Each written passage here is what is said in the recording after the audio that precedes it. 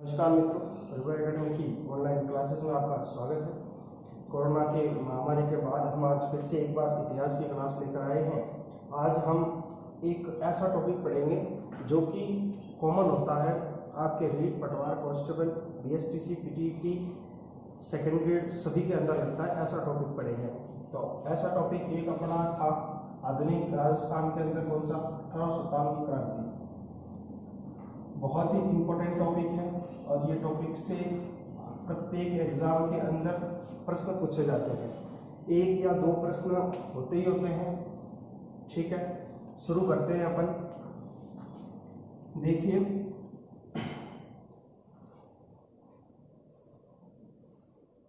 ये राजस्थान है। ठीक है, अब देखना उत्तर, दक्षिण, पूर्व और पश्चिम। राजस्थान के अंदर जब भारत के अंदर गवर्नर जनरल था, मतलब जी गवर्नर जनरल था, उस गवर्नर जनरल ने, अब गवर्नर जनरल जो होगा, जैसे भारत के अंदर अभी प्रधानमंत्री या राष्ट्रपति होता है, क्या वह पूरे भारत के अंदर अपना शासन एक साथ एक ही व्यक्ति नहीं संभाल पाता है। इसीलिए गवर्नर जनरल ने भी सभी जगह अपने कुछ एजेंट स्थापित किए। ठीक है, राजस्थान के अंदर भी अपना एक एजेंट भेजा और उस एजेंट का नाम था क्या? उस एजेंट को हम कहते थे क्या? Agent governor general. ठीक है, अब इस एजेंट गवर्नर जनरल ने भी इसकी उप शाखाएं कर दी और सभी अलग अलग स्थानों पे इसके व्यक्ति भेज दिए, जो कि क्या कहलाते थे? पॉलिटिकल एजेंट कहलाते थे। मैं कुछ पॉलिटिकल एजेंटों की बात करता हूं और प्रश्न यहीं से पूछे गए थे। अभी आपके सेकंड ग्रेड का एग्जाम लगा था उसके अंदर। तो देखिए, एक बात है यहाँ पे जयपुर के बाद हम बात करें, यहाँ पे लगता है कोटा के बाद की बात करें हम यहाँ पे उदयपुर या मेवाड़ के बाद हम बात करते हैं यहाँ पे मारवाड़। ठीक है, यहाँ पे 4 और एक यहाँ पे बात कर लो आप। यहाँ पे पड़ता है आपका नीमच। उस समय नीमच राजस्थान के अंदर था। स्वतंत्रता के बाद नीमच चला गया कहाँ पे? मध्य प्रदेश के अंदर।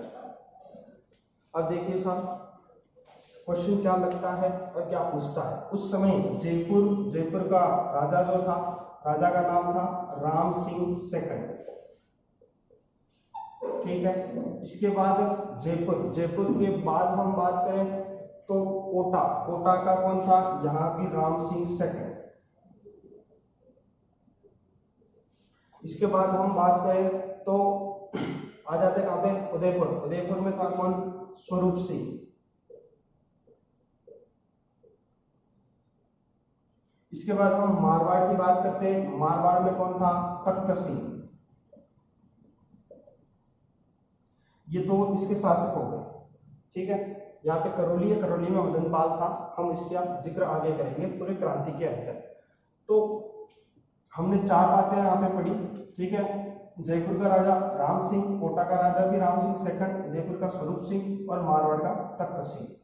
अब हम बात करते हैं पीए, पॉलिटिकल एजेंट की बात करें तो जयपुर के अंदर पॉलिटिकल एजेंट का नाम था वो ईडन, कैप्टन ईडन। जबकि कोटा के अंदर बर्टन। जबकि उदयपुर की बात करूं तो उदयपुर स से स्वरूप सिंह, स से सॉबर्स। और मारवाड़ में था कौन? मेक मौसल। ठीक है, यहां तक बात होगी। इसको साथ साथ में उतारते रहना। ठीक है, देखो उस समय 1857 की क्रांति के समय भारत का जो गवर्नर जनरल था उसका नाम था क्या? कैनिंग। क्या नाम था? Lord Canning. ठीक है, इसके बाद हम एजीजी की बात करें तो राजस्थान का पहला एजीजी तो कौन था? फर्स्ट एजीजी कौन था? तो प्रथम एजीजी जो था कौन था? जॉर्ज पैट्रिक सॉरी लोकेट था। कौन था? लोकेट। सबसे पहले लोक लगाएगा, लोकेट। ठीक है। क्रांति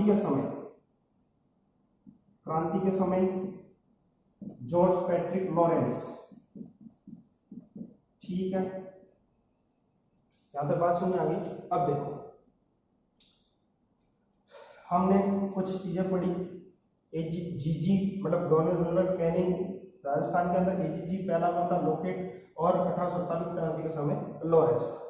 अब देखना, यहाँ पे क्रांति से पहले अंग्रेजों ने यहाँ पे कुछ चीजें करी थी राजस्थान के अंदर। तो सबसे पहले इन्होंने एक राजपूताना रेजिडेंसी की स्थापना की। कहाँ पे? अजमेर के अंदर। अजमेर। और किसकी स्थापना की? राजपूताना रेजिडेंसी। कब की सर? तो 1832 के अंदर। ठीक है। इन्होंने यहाँ पे इसकी स्थापना इसीलिए की क्योंकि मध्य राजस्थान से उत्तर का भी ध्यान रखा जा सकता है, पूर्व का भी, दक्षिण का भी और पश्चिम का भी। इसीलिए अजमेर, जिसको हम राजस्थान का हृदय कहते हैं और बीचों बीच पड़ता है, इस कारण से इसकी स्थापना कहाँ पे की? अजमेर के अंदर। अब देखो, अजमेर के अंदर ये क्या थे? बाहर के लोग थे, इन्हें गर्मी ज्यादा लगती थी। अब ये देखना, कुछ समय तो यहाँ पे रहेंगे, कुछ समय ठंडी जगह पे रहेंगे। जब गर्मी आएगी तब ये कहाँ पे चले जाएंगे? जहाँ पे सबसे ज्यादा ठंडी पड़ती है, यहाँ पे चले जाते हैं। ठीक है। अब देखना, ये यहाँ से चले जाएंगे कहाँ पे? आपके माउंट आबू। यहाँ पे भी इन्होंने एक मुख्यालय की स्थापना की। कब की? तो ये 1845 के अंदर की। ठीक है। इन्होंने मारवाड़ के अंदर भी एक अपनी शाखा की स्थापना की और एक वहां पे छावनी बनाई। कौन सी? एरनपुरा। हम ये सारी बात बाद में बात करेंगे। ठीक है। तो यहाँ तक अभी हमने कुछ चीजें पढ़ी। फर्स्ट चीज क्या पढ़ी? कुछ शासक पढ़े। जयपुर का शासक पढ़ लिया, इसके बाद कोटा का शासक पढ़ लिया, और वहां पे ये कौन था ये पढ़ लिया। ठीक है।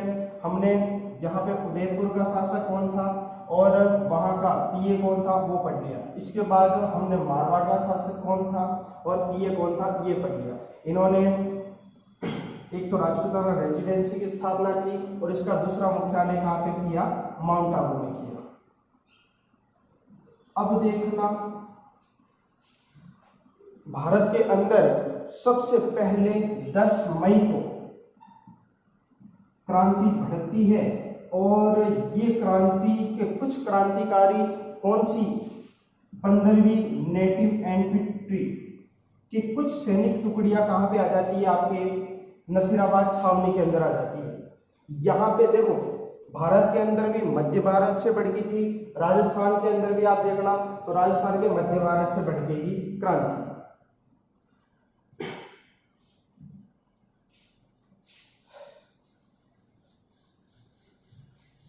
हम अब 6 छावनियों की बात करते हैं। राजस्थान के अंदर उस समय 6 छावनियां थी, जिसमें 2 छावनियों को छोड़कर 4 छावनियों में विद्रोह हुआ था। सिर्फ 2 छावनियों के अंदर विद्रोह नहीं हुआ था। अब कौन कौन सी छावनियां हैं? प्रश्न यहां से भी बनता है। देखिए, इसका एक सरल सा ट्रिक है, छावनियां याद करें। ये लो 6। ठीक है। देखिए सूत्र क्या है? एनी ने मेरा ब्याह देखा। ठीक, ये होगी ट्रिक। अब देखना, इसके अंदर हम 6 छावनियां पढ़ेंगे कहां पे स्थापित है। सबसे पहले छावनी है, उसका नाम क्या है? एरनपुरा। क्या नाम है? एरनपुरा। एरनपुरा पड़ती कहां पे? पाली के अंदर। अभी पाली के अंदर है। ठीक है। इसके बाद नी से क्या हो जाता है? नीमच। नीमच कहां पे है? आपके मध्य प्रदेश के अंदर अभी है। ठीक है। इसके बाद ने से हो जाता है क्या? नसीराबाद। और नसीराबाद कहां पे है? अजमेर के अंदर। इसके बाद मेरा, ठीक है, ब्याह। ब्याह से हो जाएगा क्या? ब्यावर। और ब्यावर भी कहां पे है? अजमेर के अंदर। ठीक है। और देव से हो जाता है क्या? देवली। देवली कहां पे पड़ता है? टोंक के अंदर। जबकि खा से क्या हो जाएगा, खेरवाड़ा, और खेरवाड़ा कहाँ पे है, उदयपुर। ठीक है, यहां तक बात समझ आ गई। सबसे पहले हमने कौन सी देखी, तो एरिनपुरा। एरिनपुरा कहाँ पे है, आपके पाली के अंदर। दूसरी है नीसी, क्या हो जाएगा, नीमच। नीमच कहाँ पे, मध्य प्रदेश में। तीसरी कहाँ पे, नसीराबाद। नसीराबाद कहाँ पे, अजमेर के अंदर। चौथी कहाँ पे, चौथी आपके ब्यावर। ब्यावर कहाँ पे, अजमेर के अंदर। ठीक है, पांचवी देवली टोंक, और छठी खेरवाड़ा उदयपुर। देखना अब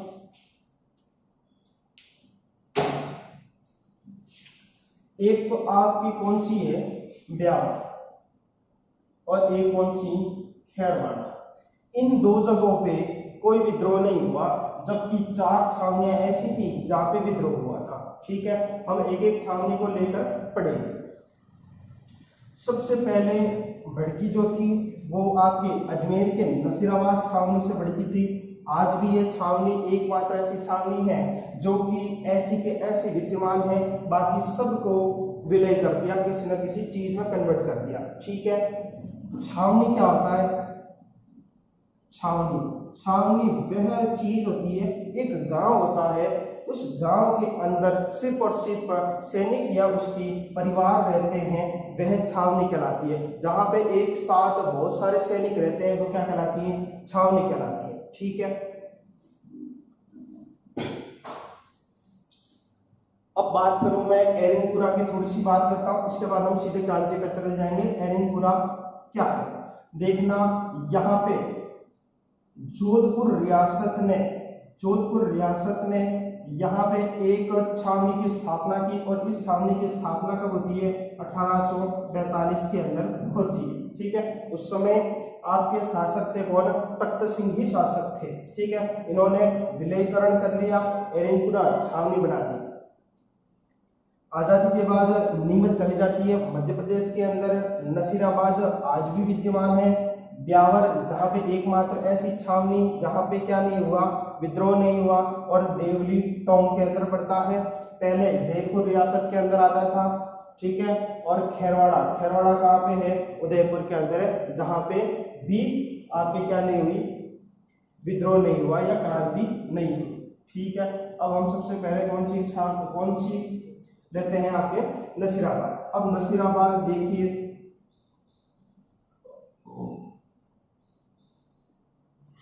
नसीराबाद भारत के अंदर सबसे पहले 10 मई को मेरठ से कुछ सैनिक विद्रोह करके, और ये 15वीं नेटिव इन्फेंट्री के कुछ सैनिक कहां पे आ जाते हैं, नसीराबाद आ जाते हैं।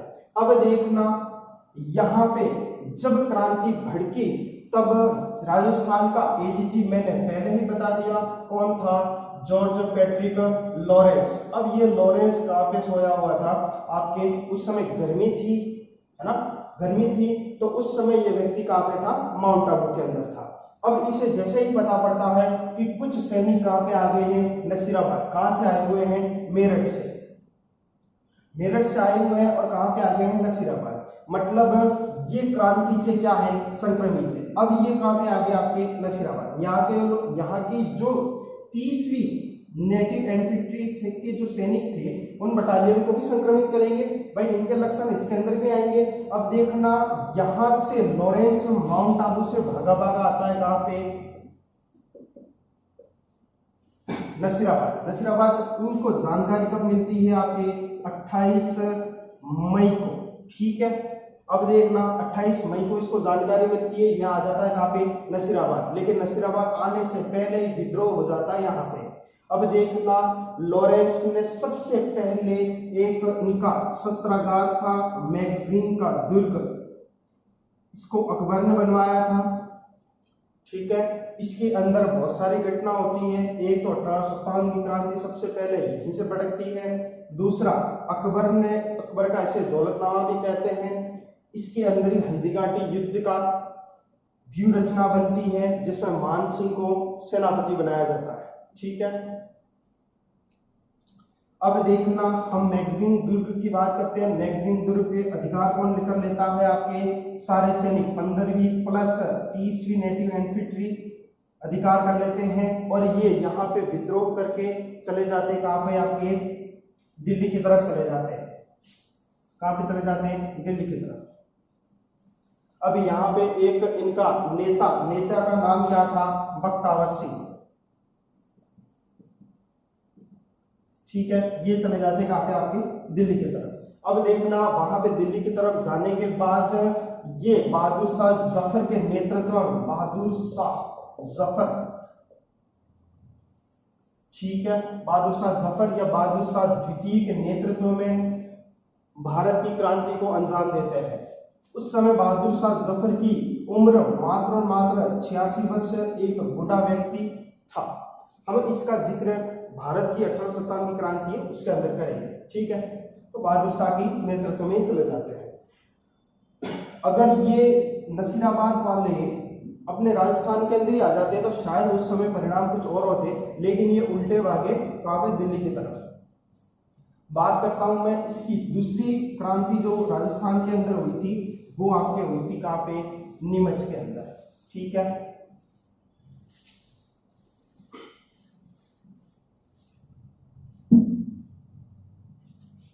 दूसरी क्रांति नीमच, और नीमच पड़ता है कहाँ? एमपी में।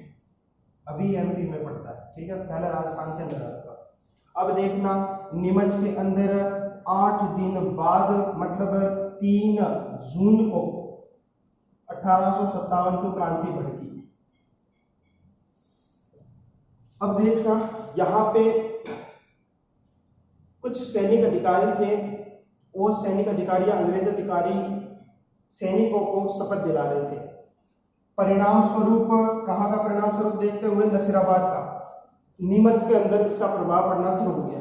यहाँ पे अधिकारी जो थे, अंग्रेज अधिकारी, वे सैनिकों को शपथ दिला रहे थे कि हम क्या करेंगे, अंग्रेज सरकार के साथ खड़े रहेंगे, उनके विरुद्ध नहीं जाएंगे, और ये सारी शपथ खिला रहा था। हमने उनका नमक खाया और सारी चीजें याद दिला रहा था सैनिकों को। ठीक है, लेकिन कहते हैं कि उनमें से एक सैनिक जो था वह वहां पे शपथ नहीं खाता है, और उसका नाम क्या है? मीर आलम बेग। ठीक है, यह व्यक्ति कहता है कि साहब आप हमें खिला रहे हो शपथ, लेकिन क्या आप अपने हमारे लोगों के प्रति या राजाओं के प्रति क्या वफादार रहे? ये किसके बारे में कह रहा है? डलहौजी के बारे में। और डलहौजी ने धोखे से अवध को क्या कर लिया था? हड़प लिया था। ठीक है, डलहौजी की हड़प नीति उस समय बहुत ही प्रसिद्ध थी। उसने डलहौजी ने क्या किया? अवध के अंदर एक शासिका थी, कौन? हजरत बेगम। इस हजरत बेगम को क्या किया? कुशासन का आरोप लगाया और अवध जो पड़ता है बिहार के अंदर, उसे हड़प लिया। अब ये बात याद दिला रहा है ये व्यक्ति कि साहब आप तो हमारे प्रति वफादार नहीं रहे, हम क्यों रहें? और इस तरह से नीमच के अंदर भी क्रांति भड़कती है और ये भी कहाँ चले जाते हैं? दिल्ली चले जाते हैं। और यहाँ पे कुछ सैनिक कुछ अंग्रेज अधिकारियों के परिवार होते हैं, मतलब टोटल 40 अंग्रेज अधिकारियों के क्या होते हैं? परिवार होते हैं। अब ये परिवार यहाँ से भागते हैं। अब जैसे नीमच ऊपर पड़ता है, इसके नीचे पड़ता है क्या? आपकी खेरवाड़ा, मतलब मेवाड़ की तरफ। तो ये मेवाड़ की तरफ आते हैं और यहाँ पे डूंगरी, या कहीं कहीं किताबों में डुंगला, भीलवाड़ा, व्यक्ति का नाम क्या है? रघुराम। इसके यहाँ पे 40 यहाँ पे शरण लेते हैं। अब देखना, इस डुंगरा या डुंगला भीलवाड़ा के अंदर रघुराम के यहाँ पे 40 व्यक्ति शरण लेते हैं। वह सूचना पहुंचाते हैं आपके मेवाड़ के शासक स्वरूप सिंह को, और स्वरूप सिंह के समय सावर्स था। अब ये सावर्स आता है यहाँ पे और ये 40 परिवारों को वहां से आजाद कराकर और स्वरूप सिंह के पास ले आता है। स्वरूप सिंह इन अंग्रेज अधिकारियों को क्या कर रखते हैं? जग मंदिर के अंदर, मतलब दूसरी बार जग मंदिर के अंदर कोई शरण ले रहा है। पहली बार जहांगीर ने शरण ली थी, दूसरी बार कौन ले रहे हैं? अंग्रेज ले रहे हैं। ठीक है, आपके मन में प्रश्न उठ रहा होगा कि ये तो राजा थे, इन्हें तो सैनिकों के साथ होना चाहिए, लेकिन अंग्रेज क्या थे? बड़े होशियार थे। इन्होंने पहले एक वर्साय संधियां कर रखी थी, वर्साय संधियां, और अधिकतर वर्साय संधियां 1818 के अंदर पूरी हुई थी। ठीक है, नई नई संधियां पूरी हुई थी। इसके अंदर इन्होंने संधि के तहत कहा कि साहब हम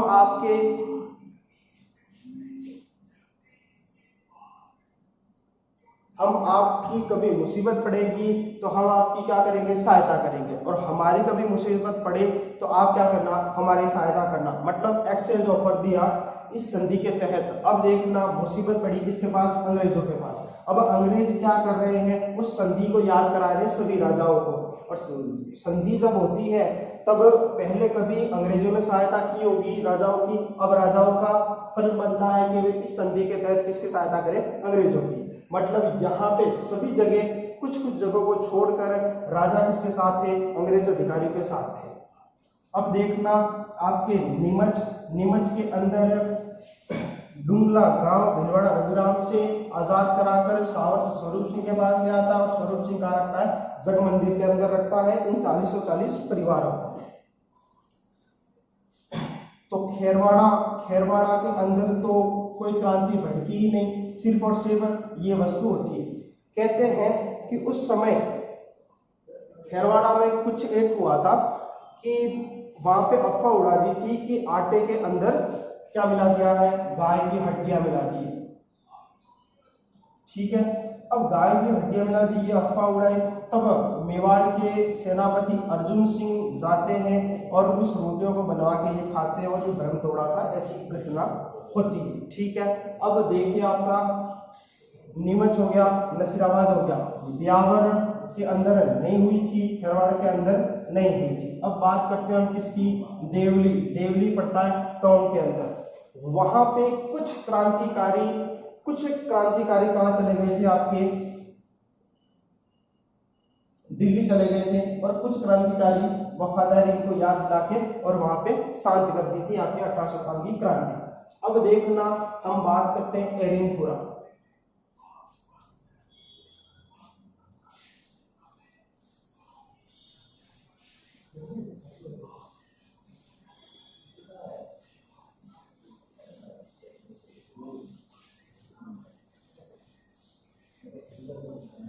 इसके अंदर हमारे तात्या टोपे भी आएंगे, और कुछ जन विद्रोह भी हुए थे जिसके अंदर कोई शासक नहीं था, सिर्फ जनरल विद्रोह ही थे, और कुछ कुशाल सिंह का भी हम जिक्र करेंगे। ये तो हम छावनियां ले रहे हैं। सबसे अंतिम छावनी है कौन सी? एरिनपुरा। अब देखिए, इसकी डेट याद करनी बहुत ही सिंपल है। ए अगस्त। ठीक है, 1 अगस्त और 21 अगस्त 1857 के अंदर एरिनपुरा के अंदर 1857 की क्रांति भड़की। ठीक है, अब देखना, यहां से कुछ सैनिक टुकड़ी थी, वो सैनिक टुकड़ी आगे भेज दी जाती, कहाँ पे? आपके नसीराबाद की तरफ भेज दी जाती है। लेकिन नसीराबाद के अंदर पहले से अग्नि भड़की हुई है 1857 की। अब यहाँ से एरिनपुरा की टुकड़ियां वापस आती हैं, और एरिनपुरा के अंदर शुरुआत करती किसकी? विद्रोह की। अब यहाँ पे एरिनपुरा के अंदर शासक है जोधपुर का कौन? तख्त सिंह, मैकमोहन। अब देखना, यहाँ पे सैनिक विद्रोह करके, और एक व्यक्ति है जिसका नाम क्या है? कुशाल सिंह। इस कुशाल सिंह जो आहुआ का ठाकुर है, उस आहुआ के ठाकुर के साथ मिल जाते हैं और नेतृत्व करता कुशाल सिंह को बना देते हैं। अब देखना, कुशाल सिंह की हम बात करते हैं, इससे पहले एरिनपुरा की बात कर लेते हैं। यहाँ पे आपके एक व्यक्ति था शिव सिंह के नेतृत्व में यहाँ पे 1857 की क्रांति हुई थी। ठीक है, अब हम बात करते हैं कुशाल सिंह की। तो कुशाल सिंह जो थे कहाँ के थे? आहुआ के। आहुआ पड़ता कहाँ पे?